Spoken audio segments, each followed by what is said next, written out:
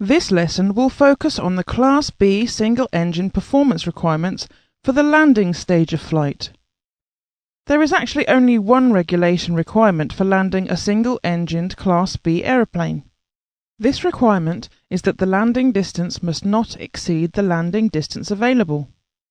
In other words, the aeroplane must be able to land within the length of the runway. In order to comply with this regulation, certain points must be taken into account.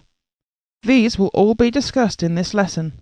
As with other regulations we have dealt with in this course, the requirements relevant to the landing of single-engined Class B aeroplanes can be found in Ep.29.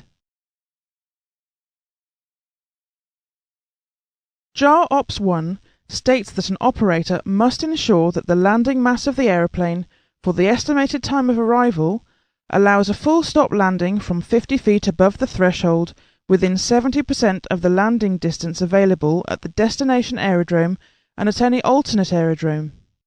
This means that the aeroplane must be able to land within 70% of the landing distance available. To help clarify this, let us work through an example. If the landing distance available at the destination airfield is 2,200 feet long, then obviously the aeroplane must be able to land within 70% of 2,200 feet. To calculate this, we must divide 2,200 feet by a factor of 1.43. Carrying out this simple calculation gives us an answer of 1,538 feet. 1,538 feet is 70% of 2,200 feet. Therefore, the aeroplane must be able to achieve a full stop landing within 1,538 feet. There is another way to look at the landing requirement. If the landing distance of the aeroplane is calculated to be 1,200 feet, what is the minimum length of the landing distance available which will allow a pilot to comply with the 70% rule? In this case, we simply multiply 1,200 feet by 1.43. This gives us an answer of 1,716 feet. Therefore, the landing distance available must be at least 1,716 feet long.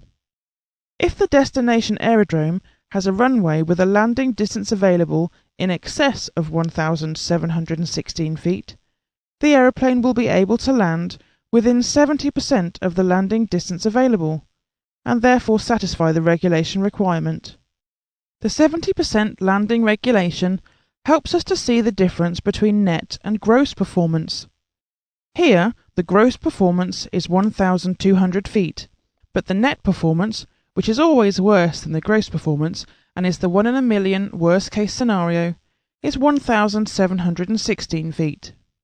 The landing regulation we have just been discussing can be found in Cap 698 in Section 2 at the top of page 9. The regulation states that the landing distance from a screen height of 50 feet must not exceed 70% of the landing distance available.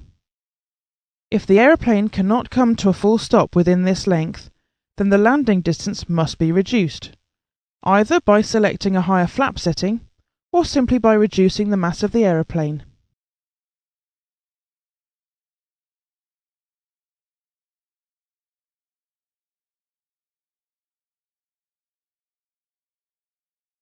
Having discussed the regulation requirements detailing the maximum landing distance that must be available at a destination airfield or alternate airfield, we will now examine in detail the regulations governing how the landing distance is calculated given non-standard conditions. In Cap 698 Section 2, at the top of page 9 under point B, we read that if the runway is of grass up to 20 centimeters high, the landing distance should be multiplied by a factor of 1.15. This would effectively increase the landing distance by 15%. Point C states that if there is an indication that the runway may be wet at the estimated time of arrival, the landing distance should be multiplied by a factor of 1.15. Again, multiplying the calculated landing distance by a factor of 1.15 will increase the landing distance by 15%. Point D states the landing distance should be increased by 5% for each 1% downslope. This means that for a 1% downslope, the landing distance should be multiplied by a factor of 1.05. Therefore, for a 2% downslope, the factor would be 1.1. Point D also states that no allowance is permitted for upslope. The reason for this is that upslope will reduce the landing distance. If a pilot were to ignore the reduction in the landing distance, then a margin of safety would be incorporated into the landing distance calculation. Lastly, point E states that there must be compliance with the dispatch rules for scheduled or planned landing calculations, and that these can be found in JAR Ops 1.550, paragraph C.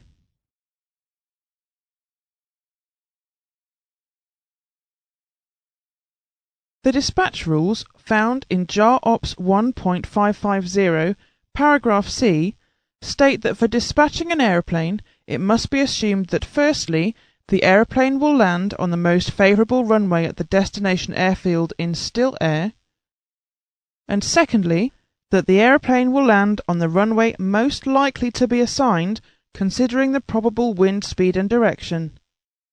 If this second assumption cannot be met, the aeroplane may be dispatched only if an alternate aerodrome is designated where full compliance of the regulatory dispatch requirements can be met.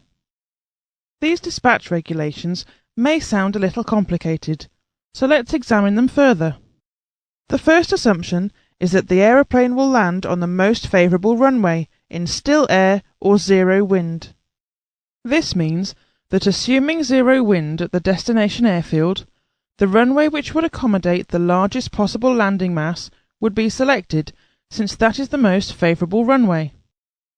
In our example on screen, assuming zero wind, runway 04 and runway 22 both allow a maximum landing mass of 1,500 kilograms, but runway 31 and runway 13, being much shorter runways, allow a maximum landing mass of only 1,000 kilograms. Therefore, the most favourable runway in still air is either runway 04 or 22, which both allow a maximum landing mass of 1,500 kilograms. The second dispatch assumption is that the aeroplane will actually land on the most likely runway to be assigned, considering the probable wind speed and direction. In this case, runway 04 has a strong headwind for the landing, which will allow the aeroplane to land at a much greater mass than if there were no wind.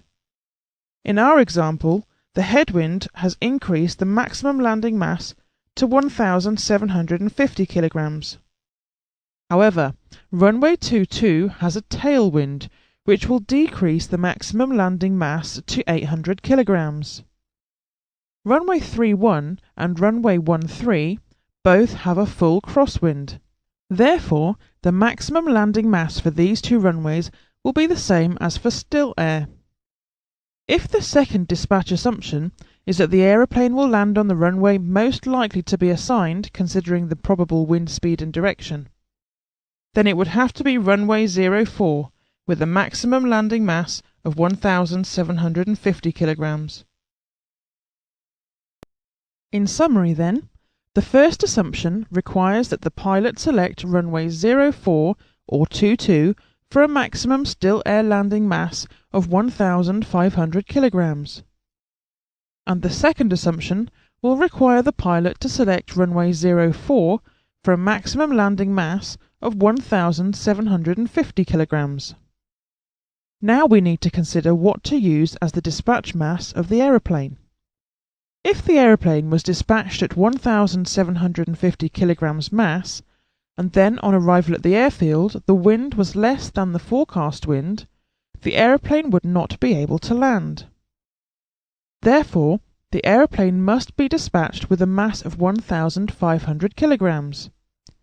Dispatching the aeroplane with this mass would mean that no matter what wind conditions prevail at the destination airfield, the aeroplane will have a mass which will allow it to land at the airfield.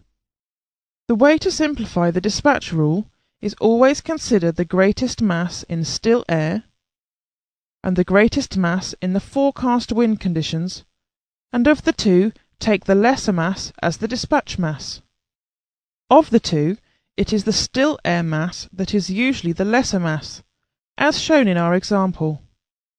The exception is when there is a tailwind on a unidirectional runway. A unidirectional runway is a runway whose direction for takeoff and landing is fixed in one direction, and in this case the maximum landing mass in the tailwind will be less than the maximum landing mass in still air.